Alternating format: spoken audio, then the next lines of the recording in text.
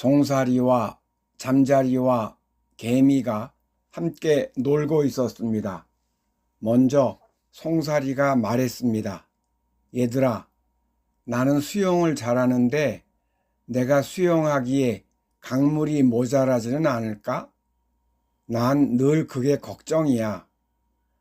잠자리와 개미가 어이없다는 표정으로 대꾸했습니다.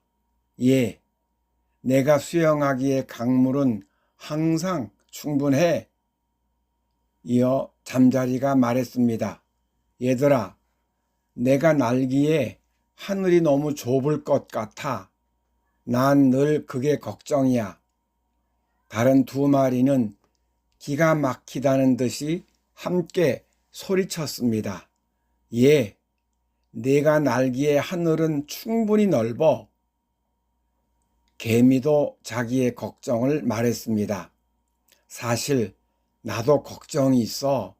나는 흙으로 집을 짓고 사는데 내가 집을 짓기에 흙이 아무래도 모자랄 것 같아. 역시 다른 두 마리가 말했습니다. 예, 내가 집을 짓고 살기에 땅에 흙이 충분해. 이 녀석들이 참으로 터무니없는 걱정을 하고 있습니다. 그런데 문제는 우리가 하는 걱정의 성격도 이와 크게 다르지 않다는 사실입니다. 걱정도 팔자라는 말이 있습니다. 걱정하는 게 팔자로 타고났다는 뜻입니다. 하지 않아도 될 걱정을 자꾸 하는 사람에게 사용하는 말입니다. 실로 걱정이란 무의미하고 백해무익한 것입니다. 걱정의 반대는 무엇일까요? 여러 가지를 생각할 수 있겠지만 저는 믿음이라고 생각합니다. 사람이 세상을 살아가는데 가장 중요한 것은 믿음입니다. 생각해 보십시오. 여러분이 오후에 차를 타고 어딘가로 가실 수 있습니다. 만약 반대편에서 오는 차가 중앙선을 침범하여 여러분의 차와 충돌할지도 모른다는 생각이 들면 그 차를 타고 가실 수 없을 것입니다. 그렇다고 걸어가면 문제가 해결될까요? 걸어가는데 차가 갑자기 인도로 들어와 여러분을 덮칠지도 모른다는 생각이 걱정이 들면 걸을 수도 없습니다. 밤에 잠인들 잘 수 있겠습니까? 이러저러한 걱정으로 말입니다. 이렇듯 모든 걸 걱정의 눈으로 대하면 한순간도 제대로 살 수 없습니다. 그러나 다행히 그런 일들은 일어나지 않을 거라는 믿음이 있기 때문에 그런 걱정 없이 살아갑니다. 하지만 그런 일들이 전혀 안 일어나는 건 아닙니다. 실제로 반대편에서 오는 차가 중앙선을 침범하여 충돌하는 사고도 일어나고 차가 갑자기 인도로 돌진하여 사람들이 죽는 사고도 일어납니다. 하지만 그런 일들이 일어나지 않을 확률이 훨씬 높다고 믿기 때문에 그런 걱정은 별로 하지 않습니다. 심지어는 이발소에서 칼을 쥔 사람에게 몸을 맡길 수도 있습니다. 만약 그런 믿음이 없다면 인간은 미쳐버릴 겁니다. 그래서 믿음은 사람이 살아가는데 가장 중요한 요소입니다. 우리는 걱정과 믿음을 함께 갖고 살아갑니다. 믿음은 전혀 없이 걱정만으로 사는 사람은 없을 것입니다. 사람은 누구나 기본적인 믿음이 있습니다. 정신병이란 그 기본적인 믿음이 사라진 상태라고 말할 수 있습니다. 반대로 걱정은 전혀 없이 믿음만으로 사는 사람도 드물 것입니다. 그런 사람이 있다면 그는 진정한 도인입니다. 보통 사람은 걱정과 믿음을 함께 지니고 살아갑니다. 그런데 걱정이 믿음보다 더 많은 사람이 있고 믿음이 걱정보다 더 많은 사람이 있습니다. 걱정이 많을수록 불행하고 믿음이 많을수록 행복합니다. 그러므로 행복한 삶을 살기 위해서는 걱정을 믿음으로 바꾸는 일이 꼭 필요합니다. 그런데 믿음에는 수많은 종류가 있습니다. 그리고 그 중에서 가장 중요한 믿음은 우주의 운행자이신 하나님의 은총을 믿는 것입니다. 하나님의 은총을 믿는 것의 가치는 무엇일까요? 시골에서 은퇴하신 목사님이 계셨습니다. 은퇴는 했지만 여전히 설교하기를 좋아하셨습니다. 어느 날 두 곳의 교회로부터 설교를 부탁받았습니다. 그런데 공교롭게도 같은 주일날 아침이었습니다. 목사님은 양쪽 모두 설교하기를 원했습니다. 그런데 기쁘게도 그렇게 할 수 있음을 알게 되었습니다. 양쪽 교회의 예배 시간이 달랐던 겁니다. 한 교회는 아침 9시에 예배를 드리고 다른 교회는 11시에 예배를 드리는 것이었습니다. 그런데 두 교회가 위치한 동네 사이에 강이 흐르고 있었습니다. 11시까지 두 번째 교회에 가려면 제 시간에 나룻배를 타야 했습니다. 목사님은 첫 번째 교회에서 예배를 조금 일찍 마쳤습니다. 10시 30분에 출발하는 나룻배를 타야 했습니다. 그 배를 타기 위해 걸음을 재촉했습니다. 그런데 이게 어찌 된 일입니까? 모퉁이를 돌아 선착장에 도착하니 배가 이미 떠나고 있었습니다. 하지만 아직 몇 걸음 정도만 멀어져 있었습니다. 목사님은 잠깐 서시오! 라고 외쳤습니다. 그러고는 있는 힘을 다해 배를 향해 몸을 날렸습니다. 다행히 목사님은 나룻배의 갑판 위에 내려설 수 있었습니다.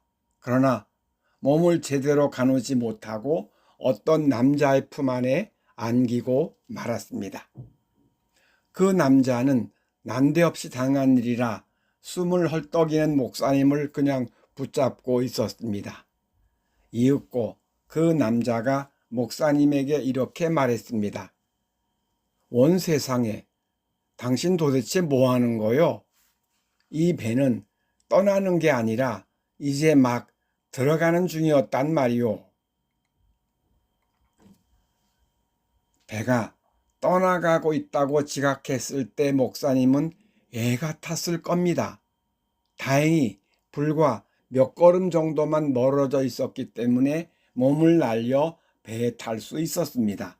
그러나 만약 10m쯤 멀어져 있었다면 목사님은 절망감을 느꼈을 겁니다. 현재 멀리뛰기 세계 신기록이 8.95m입니다. 그러나 실은 그 상황이 배가 들어오는 순간이었습니다. 처음부터 그렇게 지각했다면 목사님의 마음은 아주 편했을 겁니다. 이 이야기를 통해 배가 떠나가는 순간과 들어오는 순간이라는 개념이 상징하는 의미를 생각해 봅니다. 어떤 상황이 배가 떠나가는 순간이라고 생각하게 되면 마음은 시궁창이 됩니다. 그러나 들어오는 순간이라고 생각하게 되면 마음은 편해집니다. 오늘 읽은 본문의 상황이 그랬습니다.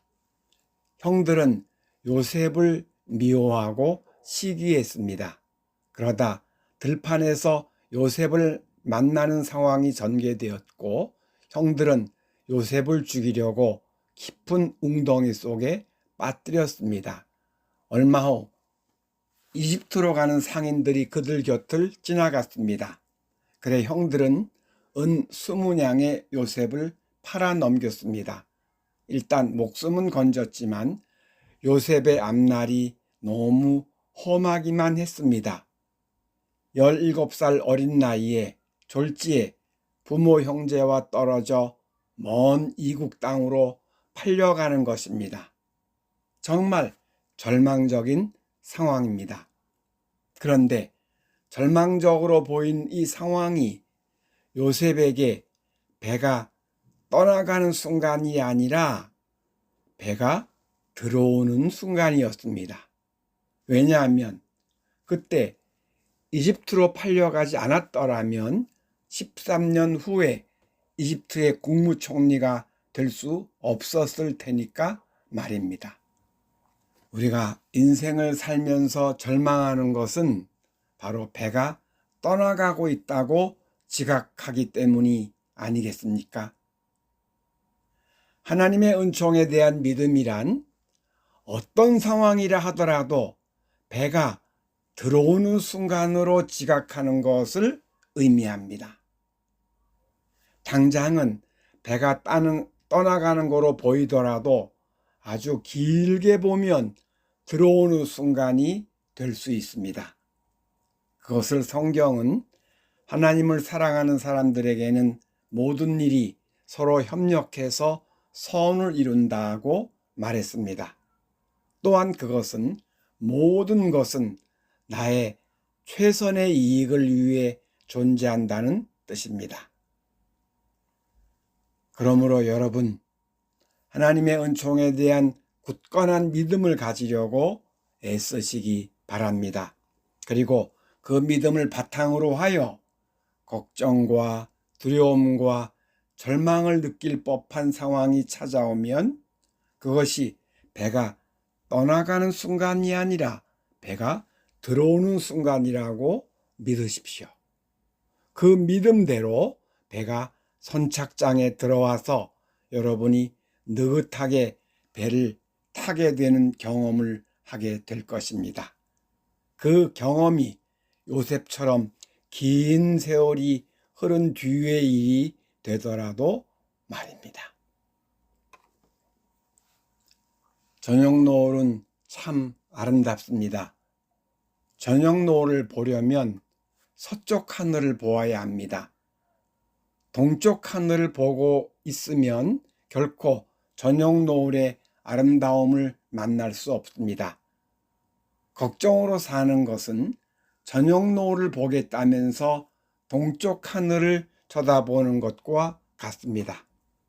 시선을 동쪽에서 서쪽으로 방향을 바꿔야 저녁 노을을 볼 수 있듯이 생각을 걱정에서 믿음으로 바꿔야 행복한 삶이 가능합니다.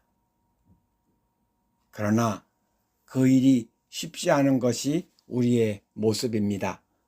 걱정의 하늘을 보는 것이 습관이 되었기 때문입니다.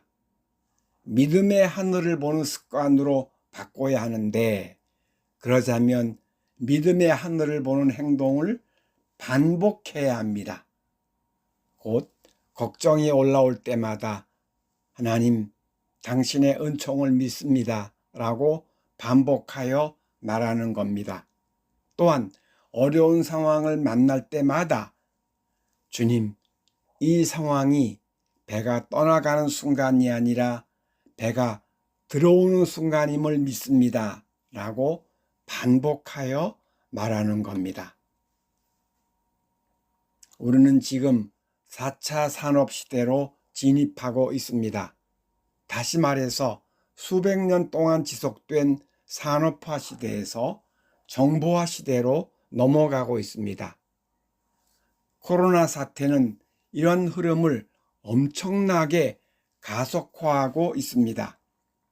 이 과정에서 많은 사람이 직업을 잃을 것입니다. 또 모아놓은 돈도 별로 없는데 은퇴했거나 은퇴를 눈앞에 둔 사람도 많습니다. 그래서 걱정되고 두렵습니다.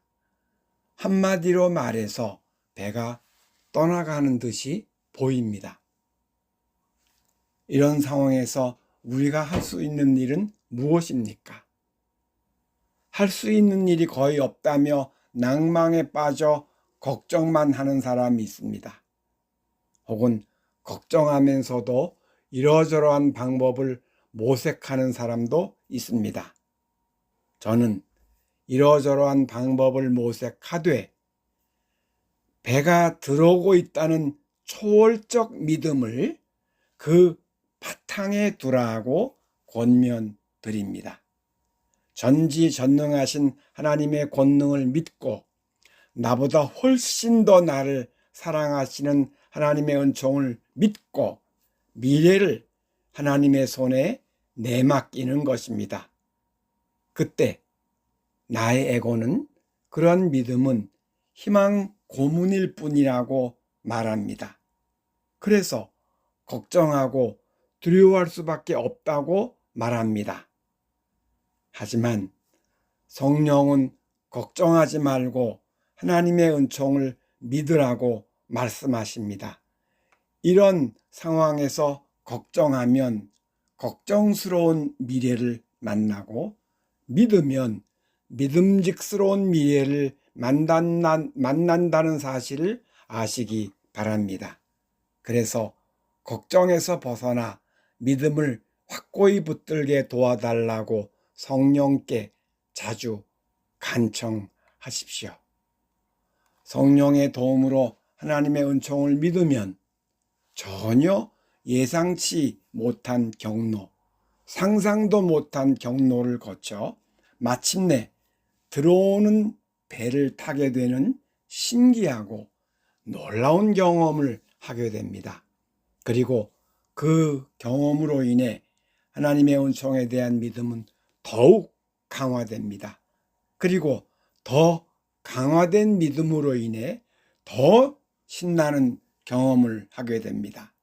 여러분이 이러한 믿음과 경험의 선순환의 길을 걸어가시기 바랍니다. 전지전능하신 하나님의 놀라운 은총을 철저히 믿으며 하나님께만 소망을 두고 오늘을 감사로 살아가는 사람, 그것이 여러분의 모습이기를 바랍니다. 하늘아버지께서 여러분의 그러한 모습을 기뻐하시며 당신의 자녀에게 반드시 큰 은총으로 화답하실 터입니다. 그 복된 길, 성령의 인도를 받으며 잘 걸어가시기를 축원합니다. 기도하시겠습니다. 주님, 걱정이 많은 사람은 송사리와 잠자리와 개미 수준으로 살아가는 것입니다. 내게 걱정이 많다면 이렇게 생각하겠습니다. 하나님의 귀한 아들, 귀한 딸인 내가 송사리와 잠자리와 개미 수준으로 살아갈 수는 없지 않은가. 이제 나를 사랑하시는 하나님의 은총에 대한 믿음으로 걱정을 털어버리고 살겠다. 어떤 힘든 상황이 오더라도 배가 떠나가는 게 아니라 들어온다고 믿을 것이다. 그 귀한 믿음의 길, 그 복된 소망의 길을 잘 걸어가도록 인도해 주옵소서. 늘 내 안에서 환하게 웃으시며 나를 사랑하는 예수님 이름으로 기도드립니다. 아멘.